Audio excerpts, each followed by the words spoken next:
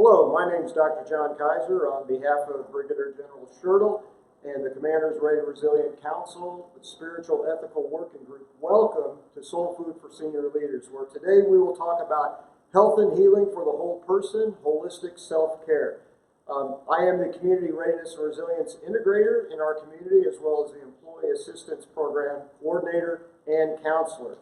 This research comes from Army Surgeon General funded research that I did 2001 to 2004. And next slide. And in this research, in today's discussion, we will look at what is health, what is healing, what are the dimensions of holistic health or whole person health, what is holistic self-care, and what are the implications for leaders. Next slide. The purpose of this research is to look at how the physical, psychological, social, and spiritual aspect of well-being for military and family members can bring resiliency individually, to our families, and to our community. Next slide. So why do we have holistic health? Holistic health looks at one problem of our life and how to bring the other strengths that we have in our life together to be able to overcome problems. That is one of the definitions of resiliency. And the idea is to be able to not just survive, but actually thrive when bad things may happen in our lives. Because I ask, is it realistic to think that the only time we can thrive in life when everything is going well? That is not necessarily realistic, and we'll look at some of those issues in depth.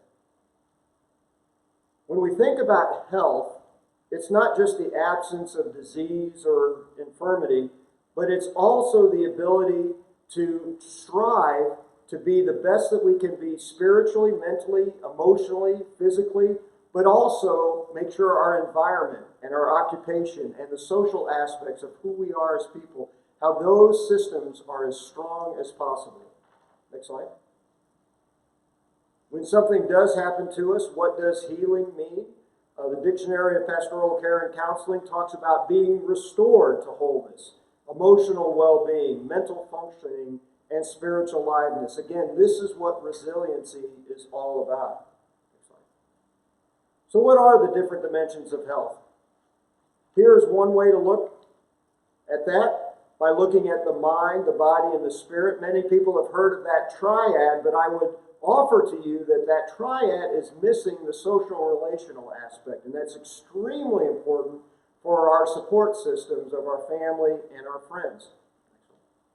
And here's another way to look at the different dimensions of health. If you notice in this diagram, the spirit is the very core, the human spirit, the very core of who we are as individuals and what we need to be able to reach out all the way to our social environments surrounding our body, mind, and spirit. Next slide.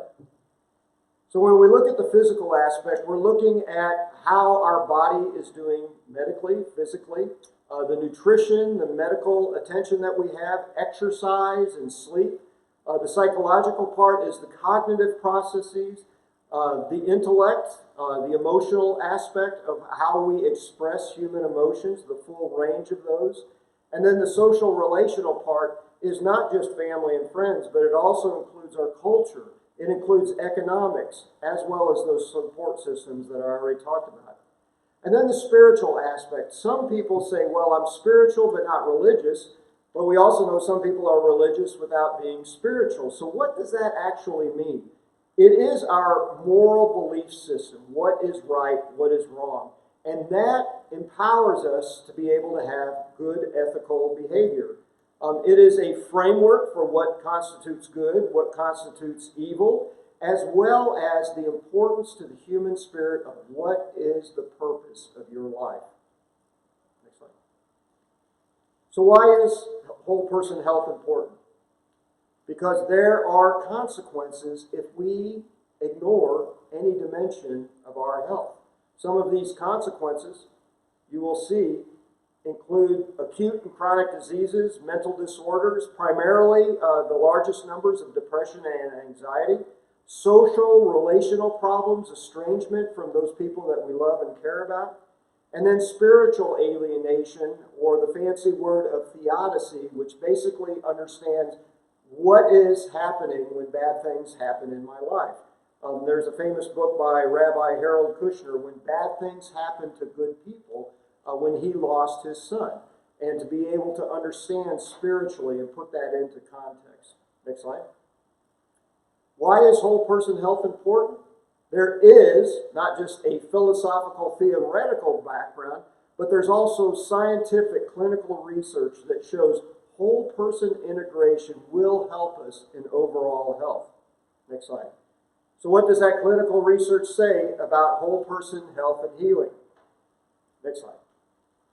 Dr. Harold Koenig, in his book, Handbook of Religion and Health, says that there is over 1,600 clinical research studies that show integrating all of these aspects into our health will have better outcomes for us. There are benefits to holistic health. What are those benefits? Illness prevention, coping when illness comes, and improving treatment outcomes. Some of the benefits of holistic health, holistic self-care, I'd like to read this over because my question to everyone would be, who does not want the benefits of holistic health? They include overall well-being and happiness, illness prevention and longer life, higher physical and mental self-esteem, positive coping after traumatic events, greater social support and less loneliness, decreased suicide and domestic violence, greater marital stability and satisfaction, and, when the end of our life comes, better able to cope with terminal illness. Next slide. So we are in the military community, and I ask, what are the unique challenges to health, holistic health, or whole person health in the military community? We are in a challenging environment when we serve in the military. It is a dangerous profession. It can be relationally challenging with deployments, and oftentimes there is stress. And that stress affects us in many ways, physically, emotionally, spiritually, and relationally. So what can we do for self-care? The Army has looked at this and has taken the perspective of resiliency to have 5 dimensions of the physical, psychological, social, spiritual, and family aspect of resiliency. And that is holistic health. And the Army actually has strategic objectives, not just for individuals, but for communities, of how to promote and how to foster holistic self-care in our environment. Next slide. This is a USERR tool that you can find on the USERR website that talks about whole person health and self-care, and it breaks down those individual aspects of what can I do specifically in those areas of my life to promote holistic health and self-care. Next slide. And also, if anyone out there remembers FM 7-22, physical fitness, it has now been changed to holistic health and fitness, H2F, which realizes that just a focus on physical fitness was not enough. And now this is Army doctrine, holistic self-care, holistic health, holistic healing. And it specifically has chapters on mental health and readiness and spiritual health and readiness, and emphasizing the importance of integrating all of these aspects of who we are in our life. Next slide. So, daily basics that you can do to take care of yourself for holistic self-care, I call it the 3+4 formula. Can you see clearly? Sleep, eating, and exercising are simply the best ways to manage stress in our life. If we have too much negative stress in our life, the technical term for that is distress. If we have good stress, where we are achieving goals, we are meeting challenges, that's called eustress. But it's very important that we manage and take care of what the medical command calls the performance triad. Sleep, nutrition, activity, or I say sleep, eat, exercise. And then I want you to evaluate yourself. And you can write this down, scale it 1 to 10, 10 being the best. where would you rate yourself holistically, physically, emotionally, relationally, spiritually, and see where you are and how well do you integrate all of those aspects of who you are as a person. And then the final question I have for you is, what then are the implications for leaders?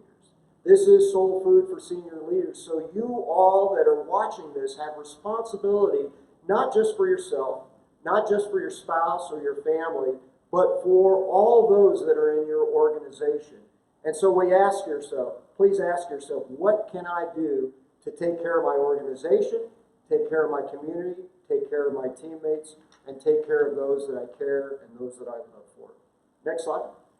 So, at this point, I would say, what are your thoughts or questions on whole person health, self-care, holistic self-care? You can leave some of the questions at the bottom where you are watching this video right now. There's also something that I would like to make sure that everyone is aware of, especially for leaders. We consciously, through the Commanders Ready and Resilient Council, wanted to make sure that leaders had some tools to be able to work through COVID challenges. And this is our Wiesbaden Mental Health Resources. Whether you are civilian, whether you are a spouse, a family member, whether or not you are active duty, whoever you are in our community, we want to make sure that we get the right tools, the right resources to you. And that's why we also have Task Force Wellness. If you've not heard of Task Force Wellness, I encourage you to go to the Garrison website and look at Task Force Wellness. It addresses readiness and resilience and self-care in all of those different dimensions that we talked about today. Thank you so much for your time. I certainly hope that you can improve your holistic self-care and take care of others too. Great to have you in our community. Thank you.